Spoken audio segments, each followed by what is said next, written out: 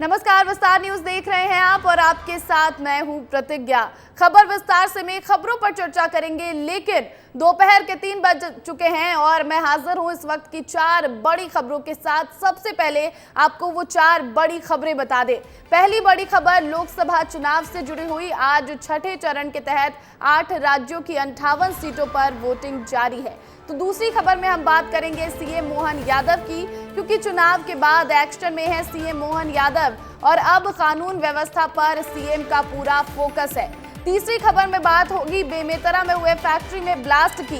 कई लोगों के मौत की यहां पर खबर है और सीएम से लेकर डिप्टी सीएम तक सबने दुख जताया है। तो चौथी खबर में हम बात करेंगे पन्ना में खनन माफियाओं पर शिकंजे की, जहां प्रशासन ने खनन माफिया पर 111 करोड़ रुपए का जुर्माना लगाया है। तो 3 बजे की ये 4 बड़ी खबरें जिन पर हम विस्तार से करेंगे चर्चा। सबसे पहली खबर चुनाव का, क्योंकि आज छठा चरण है तो इस पर बात करेंगे। उसके बाद एक्शन में है सीएम मोहन यादव, इस पर भी बात कर लेंगे। बेमेतरा में फैक्ट्री में हुए ब्लास्ट की बात करेंगे और फिर बात करेंगे कि किस तरह खनन माफिया पर प्रशासन का शिकंजा कसा गया है।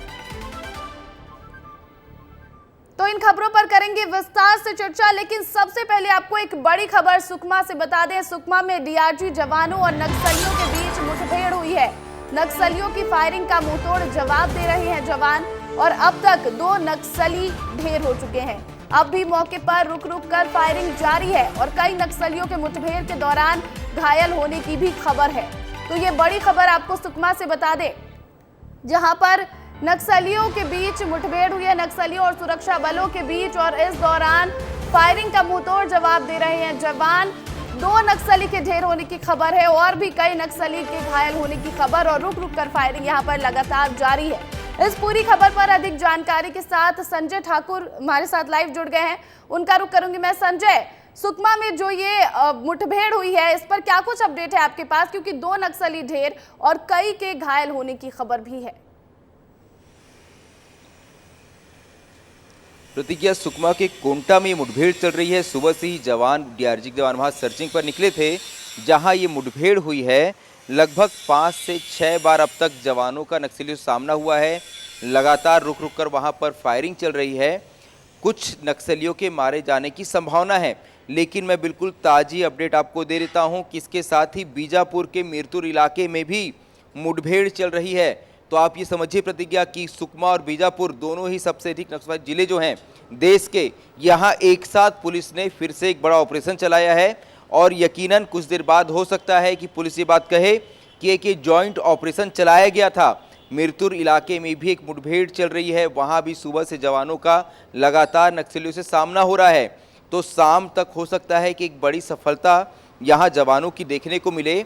तो फिलहाल ये बहुत शुरुआती जानकारी है कि सुकमा के कोंटा इलाके में और बीजापुर के मीरतुर इलाके में फिलहाल मुठभेड़ चल रही है और लगातार बस्तर में एंटी नक्सल ऑपरेशन को तेज किया गया है।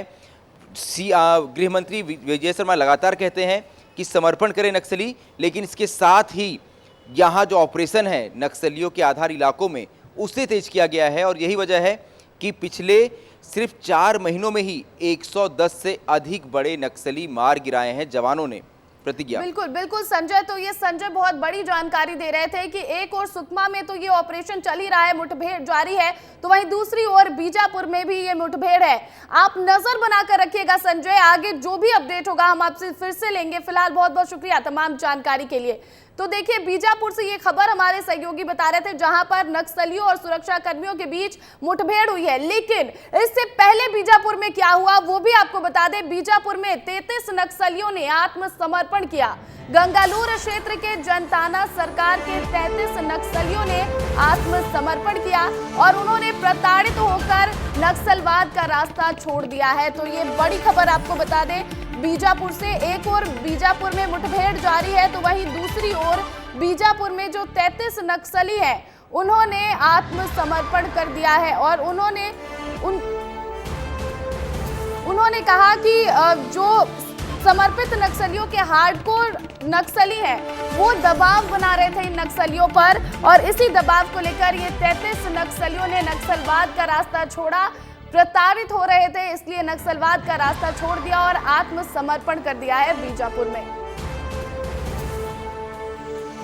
तो देखिए छत्तीसगढ़ से ये बड़ी खबर आपको बता रहे थे। एक और जहां सुकमा में नक्सली जो है और पुलिस कर्मियों के बीच मुठभेड़ जारी है, तो बीजापुर में 33 नक्सलियों ने आत्मसमर्पण कर दिया है। लेकिन मध्य प्रदेश में इसके साथ क्या हो रहा है, इस पर भी आप बात करेंगे। और आपको एक बड़ी खबर बता दें, क्योंकि लोकसभा चुनाव के तहत मध्य प्रदेश में मतदान संपन्न हो चुके हैं और अब चुनाव के बाद कानून व्यवस्था पर सीएम का फोकस है। विभागीय कामों को तेज किया गया है। खुले में मांस बिक्री, डीजे, जुआ, सट्टा और साइबर क्राइम पर अंकुश लगेगा। सीएम डॉक्टर मोहन यादव ने कड़ी कार्रवाई के निर्देश दे दिए हैं। पुलिस अधिकारियों को रात में आकस्मिक थानों के निरीक्षण करने के भी निर्देश दिए गए हैं। तो चुनाव खत्म होने के बाद अब सीएम का पूरा फोकस कानून व्यवस्था पर है कि किस तरह कानून व्यवस्था को दुरुस्त किया जाए प्रदेश में। और इस पूरी खबर पर अधिक जानकारी के साथ श्याम सी तोमर हमारे साथ लाइव जुड़ गए हैं, उनका रुख करूंगी मैं। श्याम, अब तो मतदान संपन्न हो चुके हैं मध्य प्रदेश में और सीएम अलग राज्यों के दौरे तो कर ही रहे हैं, लेकिन उनका फोकस जो है वो बढ़ता जा रहा है कि किस तरह कानून व्यवस्था प्रदेश में दुरुस्त हो। इसके लिए क्या कुछ निर्देश यहां पर सीएम की तरफ से? देखिए, कल सीएम ने महत्वपूर्ण बैठक ली और इसमें 4 विभागों पर उनका फोकस रहा। गृह विभाग यानी पुलिस प्रशासन पर, इसके अलावा स्कूल शिक्षा पर और साथ में उच्च शिक्षा पर, तकनीकी शिक्षा भी उसमें शामिल था और कृषि विभाग। तो सीएम ने सबसे ज़्यादा फोकस किया कानून व्यवस्था देखने वाली पुलिस पर। पुलिस पर लगातार ये जो आरोप लग रहे थे, आपने देखा राजधानी से लेकर बाकी जिलों में लगातार अपराध का ग्राफ तेज़ी से बढ़ा था। कई बड़े घटनाक्रम हुए इस दरमियान। तो ऐसे में ये देखा गया कि पुलिस कहीं ना कहीं लापरवाही बरत रही है। दूसरी बड़ी बात ये कही उन्होंने कि इससे पहले सीएम ने जब जैसे ही सरकार बनी थी, मुख्यमंत्री बने थे, तो उन्होंने कुछ निर्देश जारी किए थे। उसमें से महत्वपूर्ण ये था कि मांस मछली जो है खुले में नहीं बिकेगी। इसके अलावा एक महत्वपूर्ण था कि ध्वनि विस्तारक यंत्र उनको नहीं जो है आप जो है कंट्रोल करेंगे, ज़रूरत से ज़्यादा कहीं नहीं लगेंगे। किसी भी धार्मिक स्थल हो या किसी भी आयोजन हो, उस पर उससे ज़्यादा नहीं लगाए जाएंगे। तो ये देखा गया कि शुरुआत में जो है उसमें तेज़ी दिखाई दी पुलिस की ओर से, फिर लापरवाही बरतना शुरू कर दी। इस पर आला अधिकारियों की भी कसावट की गई, उनको भी जो है फटकार लगाई गई और उनसे कहा गया आप मॉनिटर करिए अपने थानों को और थानों को दुरुस्त रखिए ताकि जनता को राहत मिले। बिल्कुल बिल्कुल श्याम, तो कहीं ना कहीं मोहन यादव जो है सीएम, वो अब लगातार ये कोशिश कर रहे हैं कि प्रदेश में कानून व्यवस्था किस तरह दुरुस्त हो और किसी भी तरह की ऐसी कोई खबर निकलकर सामने ना आए, क्योंकि प्रशासन पर भी कई जगह लापरवाही के आरोप लगे। तो अब सीएम का पूरा फोकस कानून व्यवस्था पर है। फिलहाल बहुत बहुत शुक्रिया श्याम तमाम जानकारी के लिए। तो वहीं देखिए एक और बड़ी खबर आपको बता दें, मध्य प्रदेश नर्सिंग फर्जीवाड़े से जुड़ी ये बड़ी खबर आपको बता दें। 66 अनसुटेबल नर्सिंग कॉलेजों में से 10 कॉलेज के अस्तित्व पर सवाल उठ रहे हैं। नर्सिंग काउंसिल का भेजा गया पत्र वहां डिलीवर ही नहीं हुआ और नर्सिंग काउंसिल का पत्र वापस लौट आया है। तो देखिए नर्सिंग जो कॉलेज है उसमें फर्जीवाड़े की खबर लगातार निकलकर सामने आ रही थी। अब इसमें एक बड़ी खबर निकलकर ये आई कि 66 अनसुटेबल नर्सिंग कॉलेजों में से 10 कॉलेज के अस्तित्व पर ही सवाल उठ रहे हैं, क्योंकि नर्सिंग काउंसिल ने उन्हें पत्र भेजा था जो उस पते पर डिलीवर ही नहीं हुआ और नर्सिंग काउंसिल को वो पत्र वापस चला आया। यानी कि अस्तित्व में ही नहीं थे वो 10 कॉलेजेस, क्योंकि अगर अस्तित्व में होते तो जिस पते पर पत्र भेजा गया था वो डिलीवर हो जाता कम से कम, लेकिन वो भी नहीं हो पाया और पत्र सीधा वापस नर्सिंग काउंसिल के पास पहुंच गया। तो इस पूरी खबर पर अधिक जानकारी के साथ विवेक पांडे लाइव जुड़ गए, उनका रुख करूंगी मैं। विवेक, एक बहुत बड़ी खबर है क्योंकि एक फर्जीवाड़े की खबर तो सामने आ रही थी, अब अस्तित्व पर ही सवाल उठ रहे हैं जो 10 कॉलेज हैं, क्योंकि यहाँ पर पत्र भी डिलीवर नहीं हो पाया।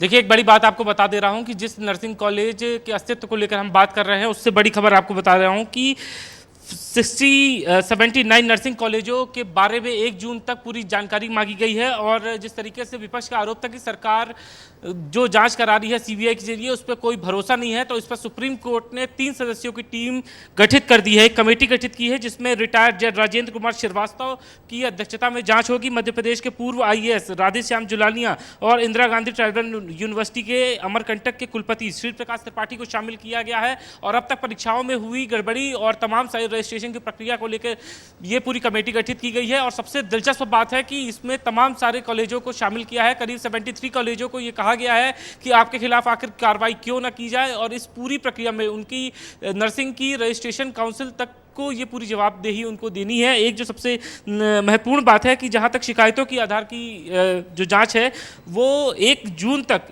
तक सभी को ये साक्ष्य प्रस्तुत करने होंगे। इसके बाद हाई कोर्ट पे ये पूरी रिपोर्ट जाएगी। तो ये एक बड़ी अहम जानकारी आ रही है कि क्योंकि कल मुख्यमंत्री मोहन यादव ने बैठक ली थी और सीबीआई में जिस तरीके से रिश्वतखोरी हुई इस पूरे नर्सिंग फर्जीवाड़े केस में, तो सरकार ने एक व्यवस्था लागू कर दी है कि अब हाई कोर्ट की निगरानी पूरी जांच होगी। हाई कोर्ट के पूर्व जस्टिस को इसमें शामिल किया गया है। बिल्कुल, तो विवेक ये बहुत बड़ी जानकारी दे रहे हैं कि एक कमेटी का गठन किया गया और इस पूरे फर्जीवाड़े पर अब जो है वो कार्रवाई होगी। पहले जांच और जांच के बाद रिपोर्ट 1 जून तक सौंपना होगा और आगे जांच में जो कुछ निकल कर आएगा उस पर कार्रवाई की जाएगी। बहुत बहुत शुक्रिया विवेक तमाम जानकारी के लिए। अब बात छत्तीसगढ़ के बेमेतरा की कर लेते हैं, क्योंकि यहां पर स्थित एक बारूद फैक्ट्री में बड़ा धमाका हुआ और बताया जा रहा है कि मलबे में कई लोग दबे हो सकते हैं। 7 घायलों को रायपुर लाया गया था। ग्राउंड रिपोर्ट का जायजा लिया है विस्तार न्यूज संवाददाता दिलीप शर्मा ने। आप ये रिपोर्ट देखिए।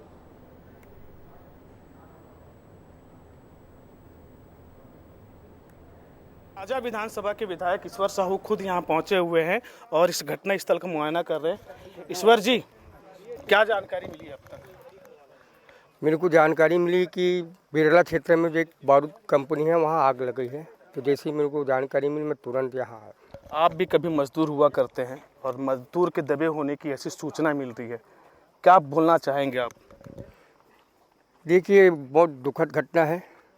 जो भी इसमें हमारी सरकार जांच किए जाएंगी, इसमें जो भी लापरवाही बरते, जो भी दोषी पाए जाते हैं उसके ऊपर सख्त से सख्त कार्रवाई की जाएगी। अपनी जान गंवाए हैं, जिसकी मौत हुई है, तो उनको अपनी हमारी सरकार प्रावधान के तहत उचित मुआवजा दी जाए। क्या लापरवाही आपको नजर आ रहा है कि नहीं? सुरक्षा के इंतजाम होना चाहिए, वो दिख रहा है यहाँ पे? देखिए, इस विषय में जांच के बाद ही कुछ कहे जा सकते हैं, अभी तो नहीं बताया जाए।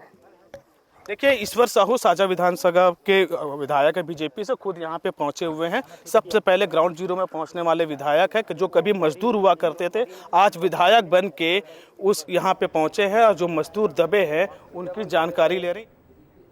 तो वहीं बेमेतरा में हुए बारूद फैक्ट्री विस्फोट मामले को लेकर डिप्टी सीएम अरुण साव का बयान भी सामने आया है। उन्होंने इस मामले में मजिस्ट्रियल जांच के आदेश दिए हैं। उन्होंने कहा कि दोषियों पर कठोर कार्रवाई की जाएगी। साथ ही सरकार ने मृतकों को 5 लाख रुपए मुआवजा देने का भी ऐलान किया है। अभी घटना में एक व्यक्ति की मरने की पुष्टि हुई है, 6 लोग घायल हैं। घायलों का अस्पताल में इलाज चल रहा है। सरकार ने मजिस्ट्रियल इंक्वायरी का निर्णय घटना का किया है। सरकार ने अभी मृतक परिवार के लिए 5 लाख रुपए और घायलों के लिए 50,000 रुपए मुआवजे का घोषणा किया है। तो देखिए, देश में लोकसभा चुनाव के तहत आज एक और छठे चरण का मतदान हो रहा है। अभी एक और चरण के तहत मतदान बाकी है, लेकिन कई ऐसे राज्य जहां पर चुनाव संपन्न हो चुके हैं और लोकसभा चुनाव की मतगणना को लेकर तैयारियां भी तेज हो गई हैं। प्रदेश कांग्रेस कार्यालय में आज प्रशिक्षण कार्यक्रम का आयोजन किया गया, जिसमें मध्य प्रदेश की सभी लोकसभा सीटों से लोगों को यहां पर बुलाया गया था और उन कार्यकर्ताओं को कांग्रेस के वरिष्ठ नेता जेपी धनोपिया ने प्रशिक्षण दिया। कांग्रेस का ये मानना है कि किसी भी तरह से कोई गड़बड़ी ना हो, इसको लेकर प्रशिक्षण दिया जा रहा है। लोकसभा में कम से कम 2-2 हज़ार मतदान केंद्र होते हैं, 2-2 हज़ार मतगणना अभिकर्ता नियुक्त होंगे। इतने लोगों को ट्रेनिंग देके हम लोगों ने सिलेक्टेड यहाँ पर ट्रेनर्स बुलाए हैं। ये मास्टर ट्रेनर के रूप में यहाँ पर सारी चीज़ें समझ के जा रहे हैं, ट्रेनिंग लेके जा रहे हैं। 4 जून को सुबह यहाँ पर मध्य प्रदेश कांग्रेस कमेटी में हमारा बार रूम स्थापित होगा, जिसमें हमारे प्रदेश अध्यक्ष आदरणीय जीतू पटवारी जी, पूर्व मुख्यमंत्री आदरणीय कमलनाथ जी, अरुण यादव जी, दिग्विजय सिंह जी, सारे वरिष्ठ नेता, विवेक तनखा जी यहाँ पर उपस्थित रहेंगे। इसी तरह की भी कोई शिकायत कहीं से अगर आती है तो उसका निराकरण कराने के लिए हम लोग विधिवत रूप से कार्रवाई करेंगे और आवश्यकता पड़ेगी तो मुख्य निर्वाचन अधिकारी भोपाल या आवश्यकता पड़ेगी दिल्ली तक के लिए संपर्क स्थापित करके समस्या हल कराने का काम करेंगे। देश में आज लोकसभा चुनाव के तहत छठे चरण का मतदान है और ऐसे में कांग्रेस के राज्यसभा सांसद इमरान प्रतापगढ़ी ने ये दावा किया है कि इस लोकसभा चुनाव में इंडिया गठबंधन की ही जीत होगी। विस्तार न्यूज से खास बातचीत बातचीत में इमरान प्रताप गढ़ी ने कहा कि दक्षिण भारत में बीजेपी साफ, उत्तर भारत में बीजेपी हाफ का नारा तेजी से आगे बढ़ रहा है।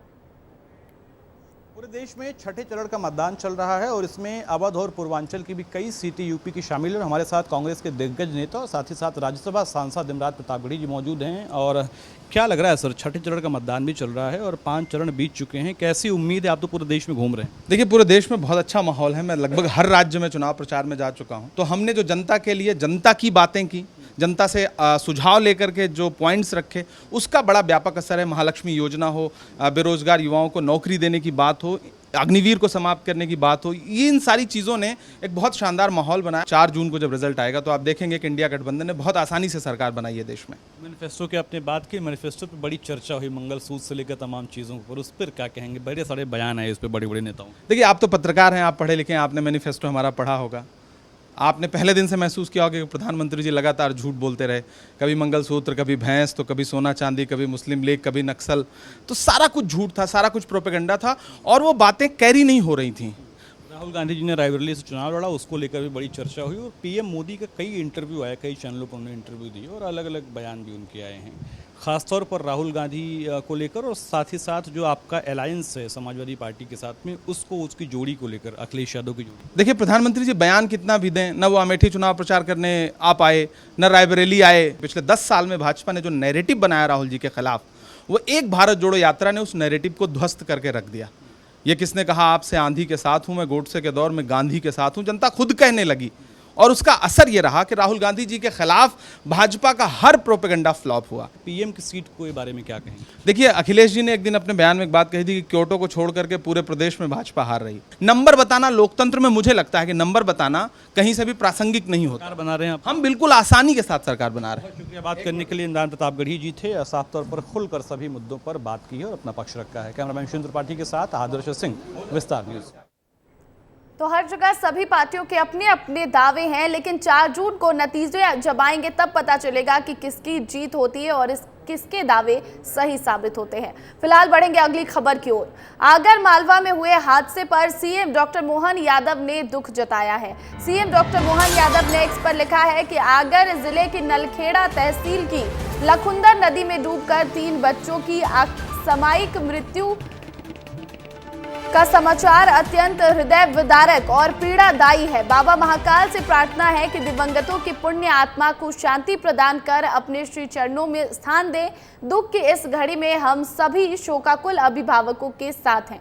3 बच्चों के परिजनों को 4-4 लाख रुपए की आर्थिक सहायता प्रदान की जाएगी।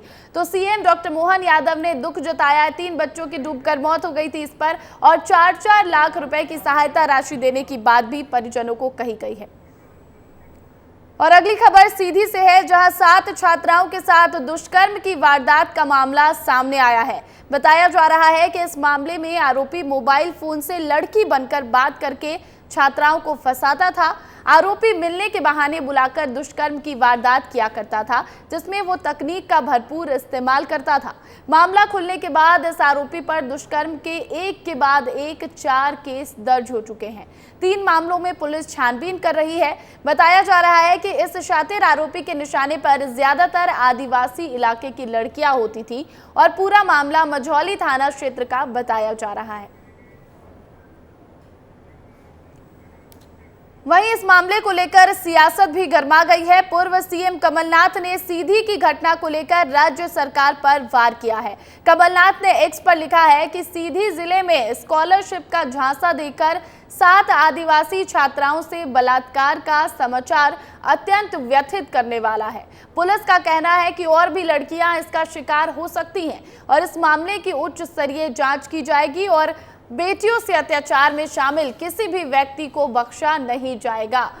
तो देखिए, सीधी में जो ये मामला हुआ, इस पर लगातार जो है वो सियासत भी अब हो रही है। कमलनाथ ने ट्वीट किया और सीधी की घटना पर एसआईटी का भी गठन कर दिया गया है। तो ये बड़ी खबर आपको बता दें, सीधी में जो घटना हुई, जिस तरह 7 छात्राओं के साथ दुष्कर्म का मामला सामने आया, इस पर कमलनाथ ने ट्वीट भी किया और दूसरी ओर अब इस घटना पर एसआईटी का भी गठन कर दिया गया है। तो देखिए, अभी कानून व्यवस्था की बात हम कर रहे थे थोड़ी देर पहले, और अब जो है जैसे ये घटना सामने आई, एसआईटी का भी गठन कर दिया गया। तो जो मोहन सरकार है वो सचमुच अब जो कानून व्यवस्था को लेकर है वो बेहद सजग नजर आ रही है। और इस खबर पर अधिक जानकारी के साथ शरद गौतम फोन लाइन पर जुड़ गए हैं, उनका रुख करूंगी मैं। शरद, 7 छात्राओं के साथ ये आदिवासी छात्राएं बताई जा रही हैं जिनके साथ ये दुष्कर्म जो है इसका मामला सामने आया, क्या कुछ अपडेट है इस पर और क्या कुछ आगे कार्रवाई की बात हो रही है? प्रतिज्ञा, जिस तरह से बताना चाहूंगा कि ये पूरा मामला मझौली थाना अंतर्गत पूरा मामला है, जहां 7 छात्राओं को वहां पे छात्राएं तो अनगिनत हैं। अभी उसका खुलासा सिर्फ 7 लोगों का ही हो पाया है। 4 के FIR दर्ज है, 3 पे जांच चल रही है, लेकिन अभी उसमें ये भी पुष्टि नहीं हो पाई कि अभी कितनी छात्राएं हैं। ये सब आदिवासी परिवार की छात्राएं हैं जो कॉलेज में पढ़ती थी। पहले ये फोन किया करता था लड़का, जो फोन किया पहले अपने आवाज में फोन किया, जब देखा कि लड़कियां हमारे रास्ते में नहीं आ रही तो फिर इसने क्या किया कि इसने गूगल से एक उसमें ऐप डाउनलोड किया और ऐप डाउनलोड करने के बाद ये लड़कियों की आवाज से ये बात करने लगा और एक कॉलेज की शिक्षिका से कि उसमें बात कर रहा था और बात करने के बाद इनको बुलाता था और रात सवेरे उसमें लड़कियों के साथ दुष्कर्म करता था। लगभग ये प्रक्रिया लगभग 3 महीने से चल रही थी, जहां लड़कियों ने ये आवाज खोला और शिकायत की। इस पे गंभीरता से लेते हुए पुलिस ने तहसील दिखाते हुए आरोपी को गिरफ्तार किया, लेकिन अभी इससे ये नहीं हो पाया कि कितने लड़कियों के साथ ये ऐसे दुष्कर्म का आरोप कर चुका है। ये आदिवासी छात्राएं हैं। बिल्कुल, लेकिन अब इस पर जो SIT का भी गठन कर दिया गया है शरद, तो आगे क्या कुछ कार्रवाई करेगी SIT इस पर? देखिए, जो है SIT के गठन किया गया है, यहाँ पे अभी जांच शुरू है और जांच होने के बाद आगे की प्रक्रिया जो है वो सामने आएगी। जहां आपको बता दें कि अभी तत्काल में ही रीवा जोन के IG और DIG दोनों सीधी पहुंच चुके हैं और प्रेस वार्ता कर रहे हैं। अब इसके बाद प्रेस वार्ता के बाद क्या कार्रवाई, मुजरिम को पकड़ लिया गया है, लेकिन अब इसके आगे क्या कार्रवाई होती है ये तक आने के बाद हम आपको बता सकते हैं। बिल्कुल शरद, लेकिन ये जो पूरा मामला 7 छात्राओं के साथ दुष्कर्म की बात कही जा रही है, लेकिन इसमें कई और भी छात्राएं हो सकती हैं जिनके साथ ये पूरी घटना को अंजाम दिया गया, क्योंकि बीते 3 महीने से ये घटना चल रही थी जिसमें 4 छात्राओं ने तो कंप्लेन कर दिया है। बाकी के लोग कब तक सामने आ सकते हैं, इसके बारे में कोई खबर है क्या?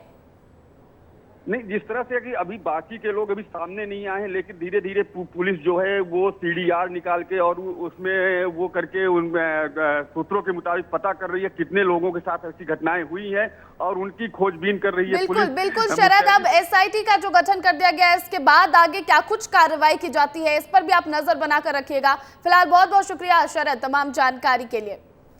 तो देखिए, सीधी की ये बड़ी घटना आपको बता रहे थे और इसी घटना पर अब CM डॉक्टर मोहन यादव ने भी X पर ट्वीट कर दिया है और उन्होंने लिखा है SIT का गठन किया गया है, एक आरोपी गिरफ्तार भी हो चुका है।